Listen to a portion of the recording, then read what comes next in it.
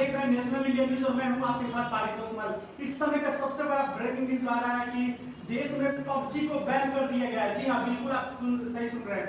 सबसे interesting game पूरी दुनिया में माने जाने वाला पबजी, सबसे ज्यादा कमाई करने वाला गेम पबजी भारत में पूरी तरीके से बैन कर दिया गया और साथ में 118 और चीनी मोबाइल ऐप को भी बैन किया गया। तो बताया जा रहा है कि सीमा पर चीन के साथ जारी विवाद के बीच एक बार फिर से भारत सरकार के कई चीनी मोबाइल ऐप बैन कर दिया। भारत सरकार ने विवाद के चलते ये चीनी ऐप बैन किया है। जानकारी के अनुसार पबजी समेत 118 और चीनी ऐप को बैन कर दिया गया है। ये जानकारी अभी सरकार की तरफ से पहले भी चीनी ऐप पर प्रतिबंध लगाया चुका है। सरकार ने हाल ही में 59 ऐप को भी बैन किया था, जिसमें लोकप्रिय ऐप टिकटॉक भी शामिल था। सरकार 47 और बैन किया गया था। एक बार फिर सरकार की तरफ से पबजी समेत 118 ऐप को बैन कर दिया गया है।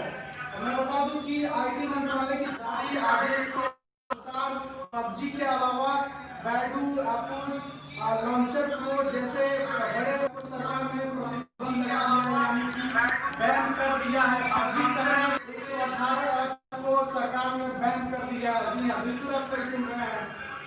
इससे पहले टिकटॉक के अलावा 118 चाइनीज ऐप को भी बैन किया, माफ कीजिएगा 58 चाइनीज ऐप को भी किया गया था। पबजी को और साथ में 118 ऐप को भी बैन कर दिया गया है। इसी मामले को लेकर ज़्यादा जानकारी के लिए पबजी खेलने वाले युवाओं और एक्सपर्ट से बात करेंगे हम आज और जानेंगे उन पर क्या असर है और क्या प्रतिक्रिया है उन युवाओं का। लगातार जिस तरीके से बैन हो रहा है, अब तो पबजी बैन हो गया है जो युवाओं में काफ़ी लोकप्रिय था। पबजी खेलने वाले युवाओं से जानेंगे। बहुत बहुत स्वागत है। जी जी, धन्यवाद। जिस तरीके से पबजी बैन कर दिया गया, इस पे आपकी क्या प्रतिक्रिया? क्या आप पबजी खेलते हैं? जी जी, कभी कभी टाइम पास के लिए हम पबजी खेल लेते हैं। क्या पबजी बैन करने से जीडीपी सही होगा या चीन पीछे हट जाएगा? क्या आपकी क्या राय है, कुछ बताएंगे?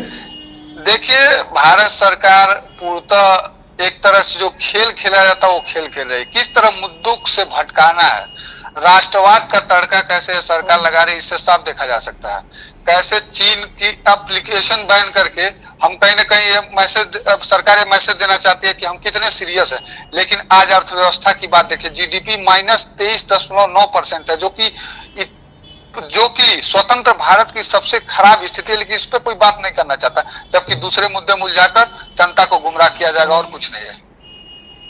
बिल्कुल आप सही कह रहे हैं, लेकिन पबजी बैन कर देने से युवाओं पे क्या असर पड़ेगा? देखिए, पबजी बैन करने देने से युवाओं पे जो असर है उसको दो तरीके से समझा जा सकता है। एक सकारात्मक पहलू है, एक नकारात्मक पहलू। सकारात्मकता ये होगी कि युवा जो कि काफी एडिक्टेड हो चुके थे वो इससे निजात पाएंगे। लेकिन नकारात्मक पक्ष ये भी है कि जो युवा इसके एडिक्टेड हैं और जो अपना एक पर्टिकुलर टाइम जोन था इनके लिए, तो उन पे मानसिक संतुलन भी बिगड़ सकता है। जैसे टिकटॉक बैन हुआ था विगत दिनों में, तो आप देख सकते हैं उसके एक दो नकारात्मक पहलू भी हैं। ओवरऑल ये अगर जो एक सामाजिक स्तर पे बोला जाए तो अच्छा कदम कहा जा सकता है। लेकिन पबजी से तो काफी युवा कमाई भी करते थे। देखिए, वही तो मैंने इसीलिए दो पहलू इसके बताए, सकारात्मक पहलू है और नकारात्मक पहलू है। लेकिन इसमें नकारात्मकता कम है लेकिन सकारात्मकता ज्यादा है। लेकिन अगर इसको एक दो तरीके से देखा जाए तो कहीं ना कहीं यह बैन एक युवाओं के लिए नहीं, जबकि एक फेक मैसेज देने के लिए कि हम चीन के प्रति कितना सजग है। जबकि गलवान घाटी, पेंगोंग जिन में जिस तरह की घटनाएं आए दिनों सुनने को मिल रही है, लेकिन इससे पहले भी तो चाइनीज ऐप बैन किए गए थे। इससे पहले भी मुझे याद है 58 लगभग ऐप बैन किए गए थे, उसके बाद 47। लेकिन क्या हुआ, टिकटॉक के जितने भी यूजर थे बेरोजगार हो गए, करोड़ों लोग बेरोजगार हो गए, चीन को कोई फर्क नहीं पड़ा। तो दोबारा बैन करके सरकार साबित क्या करना चाहती है? क्या बिहार इलेक्शन है इसलिए ऐसा हो रहा है? देखिए, राष्ट्रवाद का एक तड़का मात्रा और कुछ नहीं है। सरकार को युवाओं की रोजगार की बात सोचनी ही नहीं है, सोच ही नहीं पा रहे हैं। वो कहीं ना कहीं एक राष्ट्रवाद का तड़का देना चाहते हैं कि हाँ हमने चीन के खिलाफ ये कर दिया। अब ऐसे इसको दिखाया जाएगा, मीडिया के जो सत्ता के गलियारों वाले मीडिया है, ऐसे दिखाया जाएगा कि जैसे हमने चीन की अर्थव्यवस्था पे चोट कर दिया है।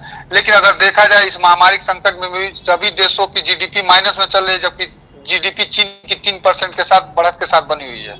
बिल्कुल आप ठीक कह रहे हैं, लेकिन ये बताइए कि देश की जीडीपी अपना 23.9% इस बार माइनस में चला गया है, और जहां पे पबजी जैसे गेम से भारत को काफ़ी कमाई भी होती थी।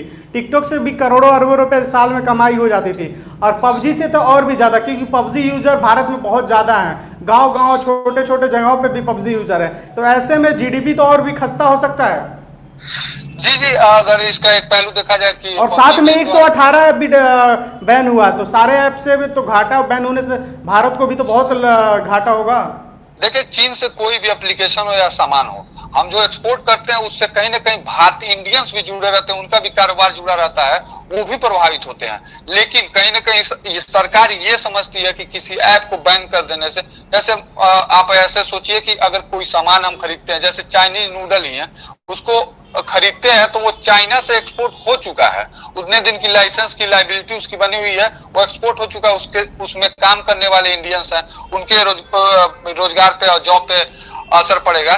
लेकिन जबकि ये समझने वाली चीजें हैं कि इसको किस तरीके से किया जाए कि ये प्रभावी ढंग से लागू हो, और इतने छोटे छोटे कदमों से हम चीन को क्या कर लेंगे, कुछ नहीं कर पाएंगे।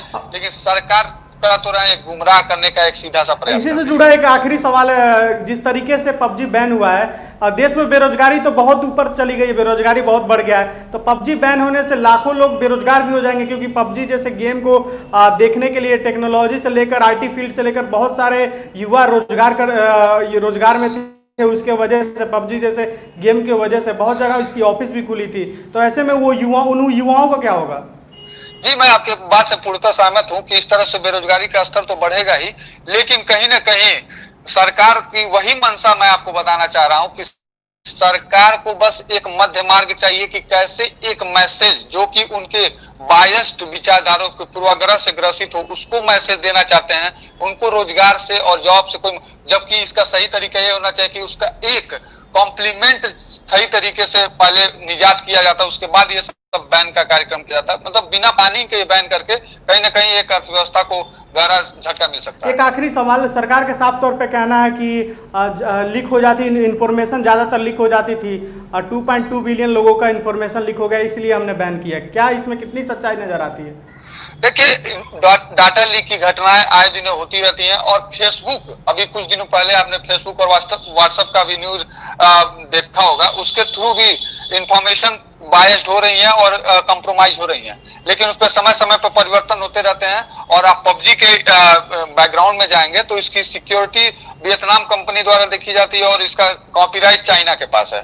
तो टेंसेंट कंपनी जो कि दूसरे देश की है, चाइनीज नहीं है, उसको ऑपरेट करती है मोबाइल वर्जन में।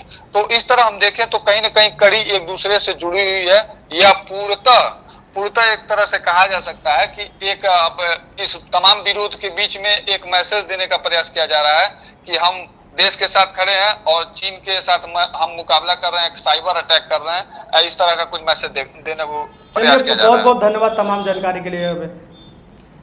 ये थे हमारे साथ एक्सपर्ट हैं, इनका साफ तौर पे कहना है कि जिस तरीके से 118 ऐप और पबजी बैन किया गया है, इससे देश को कोई भी फायदा नहीं होगा, क्योंकि इससे जिस तरीके से बेरोजगारी लगातार बढ़ता जा रहा है देश में, पबजी बैन होने से और भी ज़्यादा लोग बेरोजगार होंगे, क्योंकि पबजी के वजह से कई रोजगार थे देश में। और जो 118 ऐप बैन किए गए हैं, उससे क्या समाधान मिलेगा? क्या चाइना पीछे चला जाएगा? क्या चाइना डर जाएगा? क्योंकि इससे पहले भी टिकटॉक समेत लगभग 58 ऐप को भी बैन किया गया था देश में, लेकिन क्या हुआ? गोलवान घाटी में अभी भी तनाव बना हुआ है, भारत और चीन में तनाव बना हुआ। चाइना जैसा देश पीछे हटने को भी तैयार नहीं है, और भारत भी डट के मुकाबला कर रहा है, वो भी पीछे हटने को तैयार नहीं है। लेकिन बस ऐप बैन करने से क्या इस जंग का समाधान है? क्या इस जो तनाव की स्थिति बनी हुई है, क्या इसका समाधान है? मैं बता दूं कि इस पहले भी बहुत सारे ऐप देश में बैन किए गए थे, 58 ऐप, उसके बाद 147 ऐप, उसके बाद अब 118, पबजी समेत 118 ऐप। तो देश में सबसे बड़ा जो ऐप था टिकटॉक और पबजी, जो पिछले कुछ सालों में बहुत तेज़ी से ग्रो कर रहा था और ग्रो भी कर दिया था। टिकटॉक से तो लाखों लोग की कमाई होती थी, लाखों लोग को रोज़गार मिला था, बहुत सारे लोगों को जो गरीब बच्चे हैं उनको एक अलग पहचान मिली थी। लेकिन मोदी सरकार ने उस टिकटॉक को बैन करने के बाद ये बता दिया कि उनको युवाओं से कुछ लेना देना नहीं है। अब फिर से जिस तरीके से पबजी को बैन किया गया है, मिनिस्ट्री की तरफ से जो इन्फॉर्मेशन आई है कि पबजी पूरी तरीके से देश में बैन हो गया है, उसके साथ ही 118 ऐप को भी बैन कर दिया गया है। तो ये कारण बताया जा रहा है कि इंफॉर्मेशन लीक के वजह से ये सारी चीज़ें की गई है। लेकिन इसके पीछे क्या वजह है, बहुत सारे एक्सपर्ट, बहुत सारे लोग सोशल मीडिया पे ये लिख रहे हैं कि बस ये एक तरह से देश में माहौल बनाने का काम भारतीय जनता पार्टी की सरकार कर रही है। तो इस मामले में जो भी अपडेट होगा आप तक जरूर पहुंचाएंगे। और आपकी क्या राय है, क्या पबजी देश में जिस तरीके से बैन किया गया है क्या सही है या गलत? आप कमेंट बॉक्स में अपनी राय जरूर दें। तो अभी तक के लिए इतना ही, आगे देखते रहिए तमाम बड़ी खबरों के लिए नेशनल इंडिया न्यूज़, और मुझे दीजिए इजाज़त। धन्यवाद।